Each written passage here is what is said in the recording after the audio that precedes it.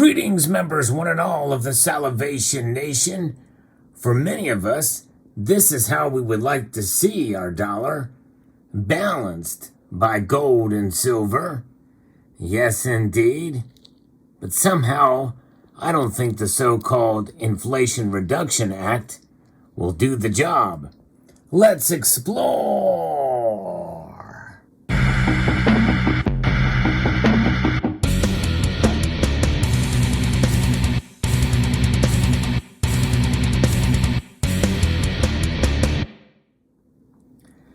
That's right, that dollar is actually balanced on top of that gold and silver eagle. Money, sound money, the United States, sound money, balancing up unsound money.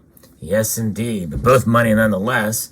The dollar, it is certainly the currency that has been the bane of our existence ever since it keeps losing value because of what the Federal Reserve does.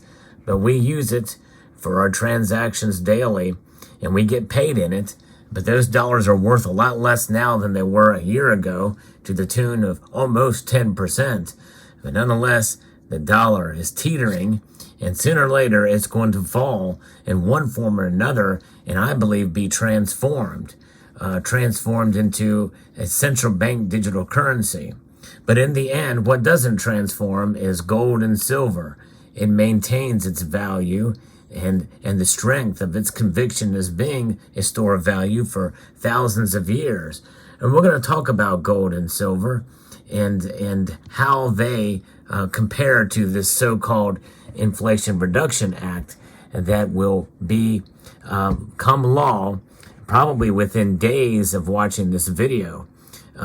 So be prepared for what's coming. I'm going to be referencing an article here from usgoldbureau.com that I think puts some of this in perspective. And as is always the case, I'm going to insert my thoughts in this as well. And I'm very curious to see what you think about this measure that's coming, and this law, and how that can affect gold and silver. But nonetheless, let's see what it has to say here. If you enjoy news like this and analysis, I hope you will consider liking this video and maybe pressing the notification bell so that you can be apprised of the latest video that makes its way across your device, and to subscribe to the channel. Sometimes headlines about legislation garner more attention than is warranted when the resulting impacts are measured. Occasionally, government officials from across the political spectrum, think about extremes politically, from Bernie Sanders, an admitted socialist, to Ron Paul, an admitted libertarian. They hold similar views about the shortcomings of a particular bill or legislative accomplishment. And we can say that about the so-called Inflation Reduction Act. I like to refer to it as the Inflation Act. And this is a bill that is now law, or will be law very soon. Critics from both sides of the aisle acknowledge that despite the catchy name, and really it's not that catchy at all, the legislation likely does little to curb the impacts of inflation. In fact, it does the exact opposite. It will actually increase inflation on the average American family, and provide a tax increase for the average American family. That's not what this article talks about here, but that's what will happen. This in and of itself hints at the positive future potential for gold and silver. And we'll take a look at the potential effects of the legislation combined with some of the other signals that are flashing strong support for higher precious metal prices in the next 3 to 12 months. And of course, beyond that as well, too. We know beyond a year from now bodes well for gold and silver. There's just too many pressures economically and geopolitically for the precious metals to stay down. Now, I'm not saying that they're going to go to the moon, but I do believe that gold and silver will certainly shine and be wealth preservation devices in the years to come for sure. And that's the best thing we can hope for as a wealth preservation device with gold and silver. There are some reports about this Inflation Reduction Act from Bloomberg and others about what's not included in the final bill compared to the promises implied to the public when initially discussed. Despite an extra $80 billion dedicated to the IRS, some of the proposals to increase taxes on the wealthiest Americans made it into the final bill, or none of the proposals made it into the final bill. Some of those were by so-called moderate senators who didn't want those in there. But this implies that the 87,000 new IRS agents due to be hired as a result of the legislation will likely spend the bulk of their time combing the finances of Americans not deemed to be the most wealthy. In other words, middle-class Americans, which make up the most of us. And by the way, the poor do not pay taxes, so they are going to be stripped from this persecution, as it were. A CBS report from 2019 revealed that the highest rate of tax audits have routinely occurred in the poorest areas of the country. 8 of the 10 most audited counties are in Mississippi, one of the poorest states. But again, if the poor don't pay tax, they're not going to be audited. A longtime gold and silver advocate, Ron Paul, retired Texas congressman, released a part of this Liberty report. The laughably named Inflation Reduction Act will double the size of the IRS, making it larger than the Pentagon, State Department, FBI, and Border Patrol combined. And some people feel that the IRS itself will become weaponized, as they are literally buying weapons, some reports say. In fact, some of those reports from the research I've done have gone back to 2014. That the IRS and other agencies have literally been buying weapons and bullets and ammunition. And so you think about it, the size of that is going to be larger than those agencies combined, and even larger than a whole department of the armed forces, a branch, the Marine Corps, larger than the Marine Corps. Think about that for a moment. So this seems like the good time to remind everybody that there are no requirements to report precious metals holdings from year to year on your tax return. And so that makes gold and silver one of the last bastions of financial privacy available to save and invest in today.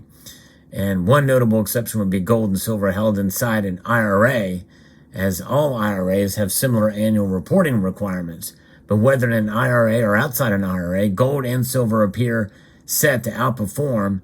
In the inflationary environment, this legislation does little to address. In fact, it'll exacerbate it.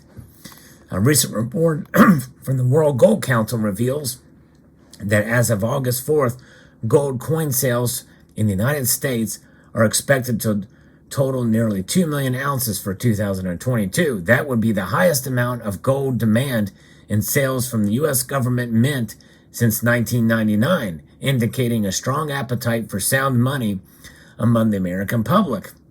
And also combine that with what some of these states have been doing by stripping or suspending sales tax for gold and silver bullion and platinum and palladium as well, which is pretty exciting to see that some of these states are now putting in measures, more and more of them.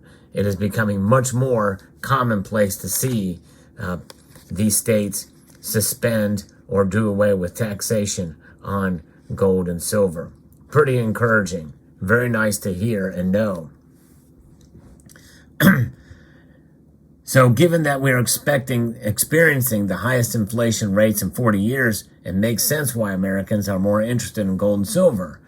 And there are a lot more stackers out there, new accumulators of these precious metals. But there are more specific reasons that suggest now may be an opportune time to increase our personal holdings in precious metals, according to some statistical analysis and technical analysis of gold and silver. Sometimes we think professional money managers should know something the rest of us don't about where to allocate capital. Sometimes that is true, but other times we would do well to go in the opposite direction.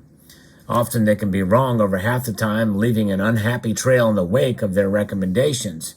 And by the way, those who also predict very, very high gold and silver prices, you do best well not to listen to them either. we really don't know where the precious metal prices are going to go. However, there's much more pressure now than ever before for precious metals to at least come into the realm of reality and increase and be able to do what they have always done and fall in line with these inflationary pressures, which means they will protect you from that inflation. When it comes to the future price of gold, we can often identify the kind of position to get to be able to do to be able to tell us where gold is going to go based off of past performance of the stock of the markets.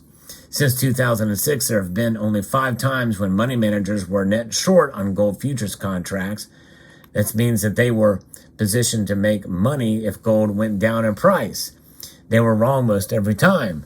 They went net short again in mid-July, which indicates the rally is probably likely. Analyzing previous net short data, there is gold moved higher within 3 months, 88% of the time. And it was higher 6 months in 95% of the time and showed positive returns in 1 year every time after money managers took a net short position in gold futures contracts. And so that is something means that it performed the exact opposite of what they thought. And so that is something to consider, that we are kind of nearing that precipice at this point in time. Stagflation usually prefaces higher metals prices, and many feel that we are at the cusp of a stagflationary period. Looking at the technical analysis from the World Gold Council, combined with a record inflationary environment not tempered by the latest supposed anti-inflation legislation, we can't expect higher gold and silver prices in the near to intermediate term. When we factor in the recessionary conditions beginning to develop, it correlates to an environment known as stagflation. And those conditions typically preface much higher metals prices longer term, looking out 2 to 5 years from now with bright prospects from 3 months to 5 years from now. It will take more than legislation with a catchy name to slow down this gold and silver train, which continues to build momentum. And again, stagflation typically is something that is measured by lower employment and high inflation. And that is something that we could very well see, a 70s style stagflation that could occur. And that's something pretty scary. And that is kind of what happened before the prices really rocketed up in the late 70s and into 1980. However, some of that was exacerbated by the Hunt brothers trying to corner the silver market. So we shouldn't expect them to necessarily skyrocket. But again, look at gold and silver as something to preserve your wealth over the long course of time. And if it were to skyrocket and just shoot up to the moon very quickly, be very wary and be very cautious during those points and times, because that typically means if something goes up that high, that quick, it can go down just as quickly. And we kind of saw that in 1980, and by the way, also in 2011. So things to keep in mind there with gold and silver as we head through, because we know that this legislation does not balance the dollar, and the dollar is likely to continue to lose value. And in the end, or as we head into these fall and winter months, and I'm going to be talking more about that possibly in another video about what's going to happen in the fall months here. There's a couple of different things that could come together to that. But this legislation is going to be law, and it will certainly be one of those things that's going to put pressure on the Federal Reserve to have to do more easing. And more quantitative easing means probably higher gold and silver prices ahead. Let me know what your thoughts are in the comment section below.